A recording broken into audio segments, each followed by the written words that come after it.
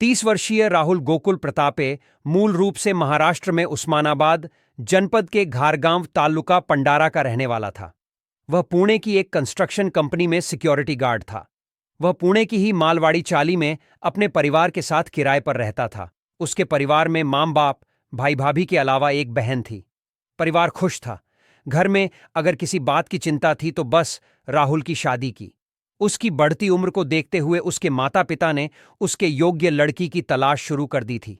उन्होंने अपने नाते रिश्तेदारों में जब राहुल की शादी की बात चलाई तो एक रिश्तेदार ने उन्हें सोलापुर जिले के बार्शी लहू चौक सुभाष नगर निवासी संतोष काकंडे की बेटी गौरी का नाम सुझाया था।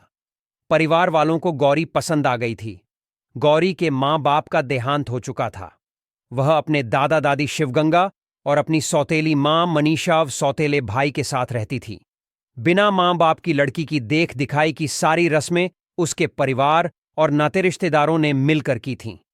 लड़का लड़की के पसंद और मुंह दिखाई की रस्म पूरी होने के बाद 28 अप्रैल 2017 को रिश्तेदारों और परिवार वालों के साथ मिलकर बालाजी मंदिर में साधारण तरीके से उन दोनों का विवाह हो गया था। गौरी जैसी सुंदर पत्नी पाकर जहां राहुल खुश था, वहीं परिवार वालों ने भी गौरी को आदर सत्कार और प्यार मान सम्मान दिया था। समय अपनी गति से चल रहा था। परिवार में किसी तरह का तनाव नहीं था। सब अपना अपना काम मिलजुल कर किया करते थे। जिस किराए के मकान में वे रहते थे, वहां के लोगों की भी कुछ समय तक उनसे पूरी सहानुभूति थी। पूरा परिवार मिलजुल कर रहता था। मकान के किराए से लेकर पूरे परिवार की देखरेख की जिम्मेदारी गौरी और राहुल के कंधों पर थी। कभी भी किसी प्रकार का कोई विवाद नहीं था। शादी के 4 साल कब और कैसे बीत गए, इसका उन्हें एहसास नहीं हुआ। मगर 2021 का साल उनके लिए सुखद नहीं रहा। उनके सुखी जीवन में एक आंधी आई जिसने उनका पूरा दाम्पत्य जीवन तहस नहस कर दिया था। 5 मई 2021 को गौरी 15 दिनों के लिए अपनी मौसेरी बहन के यहां घूमने गई। वहां से वापस आने के बाद उसका व्यवहार पूरी तरह बदल गया था। अब वह सीधी सादी गौरी नहीं बल्कि स्मार्ट और तेज तर्रार बन गई थी। वह जब से अपनी मौसेरी बहन के घर से लौटकर आई थी, तब से उसका एक नया शौक सामने आया था। वह अपना सारा समय मोबाइल पर बिताती थी। घर के किसी भी काम में उसका मन नहीं लगता था। उसे अपने मोबाइल के आगे खाने पीने का भी ध्यान नहीं रहता था। धीरे धीरे घर का माहौल बिगड़ने लगा था। राहुल अपनी ड्यूटी पर अगर शाम को जाता तो दूसरे दिन सुबह लौटता, और जब सुबह जाता था तो शाम को रात 8 बजे घर लौटता था।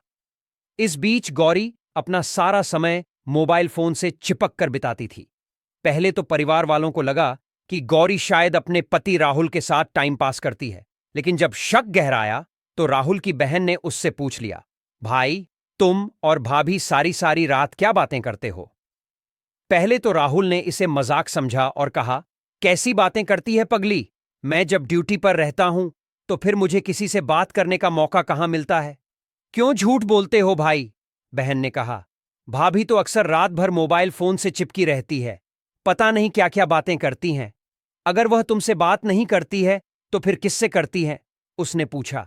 इधर कई दिनों से गौरी के बदले व्यवहार और बहन की बातों से राहुल ने ध्यान दिया तो उसका भी माथा ठनका। जून 2021 के दिन राहुल जब अपनी नाइट ड्यूटी पर गया तो इस बात की सच्चाई जानने के लिए उस रात 1 बजे से लेकर 4 बजे के बीच उसने कई बार गौरी को फोन लगाया, लेकिन हर बार उसका फोन व्यस्त बता रहा था। इसका कारण यह था कि गौरी ने राहुल के फोन को ब्लैक लिस्ट कर दिया था। उस समय राहुल को गुस्सा तो बहुत आया था, लेकिन उसने किसी तरह अपने गुस्से को काबू किया। 8 जून 2021 को राहुल अपनी ड्यूटी से घर जल्दी आया तो गौरी को बेड पर चादर ताने लेटा पाया। उसने जब गौरी के ऊपर से झटके में चादर खींची तो यह देखकर दंग रह गया कि गौरी का फोन उसके कान के नीचे था। राहुल ने फोन उठाकर जब कान से लगाया तो उस तरफ से किसी पुरुष की आवाज आ रही थी। राहुल ने जब पूछा कि आप कौन बोल रहे हो तो फोन कट गया था। राहुल ने जब वापस फोन लगाया तो उसका फोन स्विच्ड ऑफ बताने लगा था। इससे नाराज राहुल ने गौरी को आड़े हाथों लिया। वह आदमी कौन था जिससे तुम बातें कर रही थीं? कई बार पूछने पर जब गौरी ने अपना मुंह नहीं खोला तो राहुल का गुस्सा 7वें आसमान पर पहुंच गया।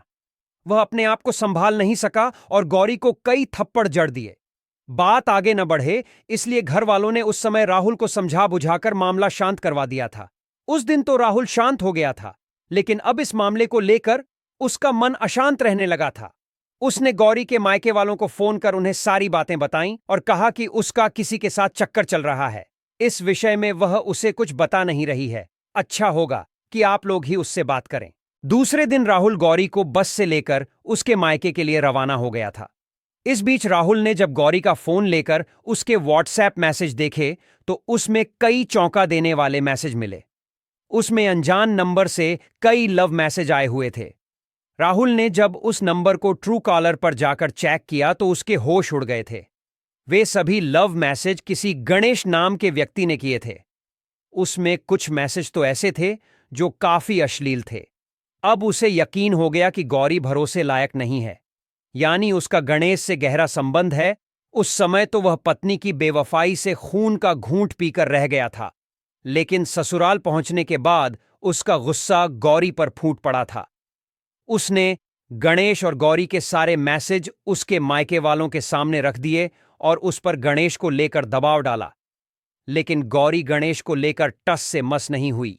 इसके बाद मायके वालों ने जब गौरी को समझा बुझाकर वापस पुणे जाने के लिए कहा तो वह इसके लिए तैयार नहीं हुई। उसने साफ शब्दों में कह दिया कि अब वह राहुल के साथ नहीं रहेगी और न वापस पुणे जाएगी। अब वह अकेली रहेगी। उसकी बात सुनकर मायके वाले सन्न रह गए थे।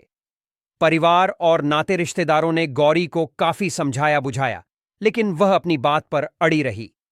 गौरी के इस व्यवहार से नाराज राहुल ने उसे उसके मायके वालों के हवाले किया और वापस पुणे चला आया। गौरी मायके में रहकर वही हरकतें किया करती थीं जो अपनी ससुराल में रहकर करती थी। घर का सारा कामकाज छोड़ करके सारी रात सारा दिन मोबाइल से चिपकी रहती थी। कुछ दिन निकल जाने के बाद अचानक ही बिना किसी को कुछ बताए बताए घर से गायब हो गई। तब घर वाले घबरा गए थे। अपने नाते रिश्तेदारों और जान पहचान वालों के यहां उसकी तलाश करने के बाद घर वालों ने वारसी पुलिस स्टेशन में जाकर उसकी गुमशुदगी की शिकायत दर्ज करवा दी। शिकायत दर्ज कराने के 15 दिनों बाद वह खुद ही वापस अपने घर आ गई और घर वालों को यह विश्वास दिलाया कि वह अपनी एक सहेली के घर पर थी। कुछ जुलाई 2021 को गौरी के घर वालों के बुलाने पर राहुल गौरी के मायके गया और उसके घर वालों के समझाने बुझाने पर गौरी को वापस पुणे अपने घर ले जाने के लिए तैयार हुआ। उसे यह बताया गया था कि अब गौरी के रहन सहन में बदलाव आ गया है, मगर ऐसा कुछ नहीं हुआ था। गौरी के स्वभाव में कोई फर्क नहीं आया था। पुणे आते ही अगले दिन उसने सारा घर अपने सिर पर उठा लिया। गौरी को अपने और उसके परिवार वालों के दबाव में आकर राहुल साथ रखने के लिए तैयार तो हो गया था, लेकिन अपनी मन स्थिति से समझौता नहीं कर पाया था। वह न तो ठीक से अपने काम पर जा रहा था और न ही ठीक से खाना पीना कर रहा था, मगर गौरी पर इससे कोई फर्क नहीं पड़ रहा था। वह मौका पाते ही राहुल से उलझ पड़ती थी और बार बार उस पर अपने मायके छोड़ आने का दबाव डालती थी, लेकिन राहुल इसके लिए तैयार नहीं था। वह दोनों परिवारों को बदनामी से बचाने के लिए गौरी को समझाने की पूरी कोशिश करता था, पर गौरी समझने के लिए तैयार नहीं थी। उसका कहना था कि अगर 15 अगस्त 2021 के पहले उसे उसके मायके नहीं छोड़ा तो नतीजा ठीक नहीं होगा। रोज रोज के गौरी के झगड़े से राहुल और उसका परिवार तंग आ चुका था।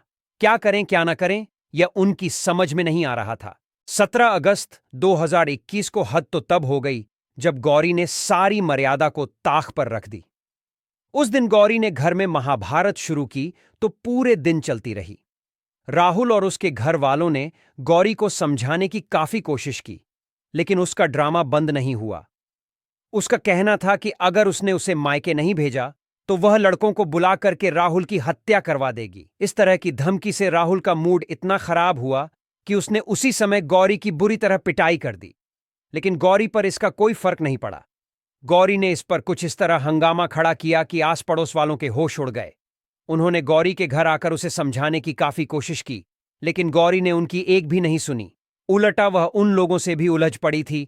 यह हमारे घर का मामला है, आप लोगों से कोई मतलब नहीं है। आप लोगों के घर का मामला है तो इसे शांति से सुलझाइए। शोर मचाकर हम लोगों का चैन क्यों हराम कर रखा है? पड़ोसियों ने कहा। राहुल और उसके परिवार वालों को मकान खाली करने के लिए कहा कि उनके रोज रोज के झगड़ों से और किराएदारों को काफी तकलीफ हो रही है, इसलिए वह मकान खाली कर दें। मकान मालिक बोर की इस बात पर राहुल ने उनसे कहा कि वह थोड़े दिन का उसे समय दें। वह कोई दूसरा मकान मिलते ही उनका मकान खाली कर देगा। मकान मालिक महीने भर का समय देकर चला गया। अभी तक गौरी ही उसके लिए समस्या बनी हुई थी, अब मकान ने उसे और टेंशन दे दी।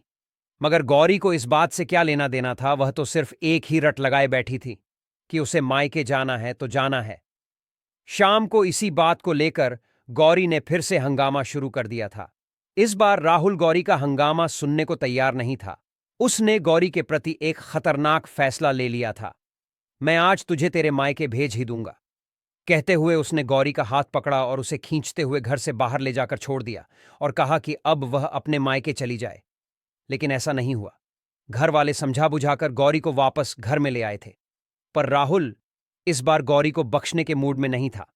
उसने सोच लिया कि न रहेगा बांस न बजेगी बांसुरी। उस समय रात के यही कोई 8 बजे का समय था। गौरी और राहुल का झगड़ा चालू था। राहुल घर के एक कमरे में गया और वहां रखे हुए कोयते को लेकर बाहर आया।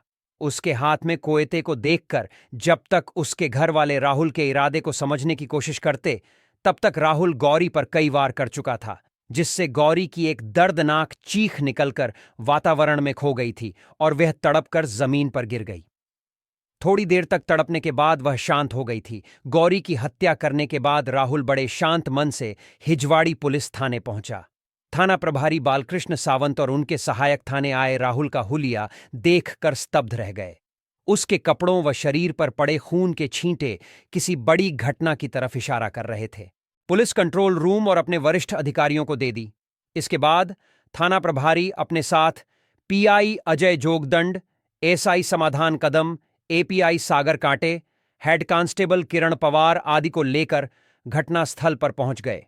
इसके पहले कि थाना प्रभारी बालकृष्ण सावंत अपने सहायकों के साथ घटनास्थल का निरीक्षण करते, मामले की जानकारी पाकर के पुणे शहर आयुक्त कृष्ण प्रकाश, डीसीपी आनंद भोइट, एसीपी श्रीकांत डिसले के साथ फोरेंसिक टीम के अधिकारी भी घटनास्थल पर आ गए। फोरेंसिक टीम का काम खत्म होने के बाद सीनियर अधिकारियों ने घटनास्थल और शव का सरसरी तौर पर निरीक्षण कर थाना प्रभारी बालकृष्ण सावंत को कुछ आवश्यक निर्देश दिए और अपने ऑफिस लौट गए। वरिष्ठ अधिकारियों के जाने के बाद थाना प्रभारी बालकृष्ण सावंत ने अपने सहायकों के साथ घटनास्थल और मृतक गौरी के शव का बारीकी से निरीक्षण किया तो पाया कि बड़ी बेरहमी से गौरी की हत्या की गई थी। चेहरे पर 7 गहरे घाव थे। घावों से इस बात का पता चल रहा था कि उस समय हत्यारे की मन स्थिति कैसी थी। बहरहाल अपने सीनियर अधिकारियों के जाने के बाद थाना प्रभारी बालकृष्ण सावंत ने अपने सहयोगियों के साथ घटनास्थल का बारीकी से निरीक्षण कर मृतक गौरी के शव के पास पड़े कोयते को अपने कब्जे में लेकर उसे सील कर लिया। इसके बाद उन्होंने उसके घर वालों और पड़ोसियों के बयान लिए। शव को पोस्टमार्टम के लिए वाईसीएम अस्पताल भेजने के बाद थाने लौट आए।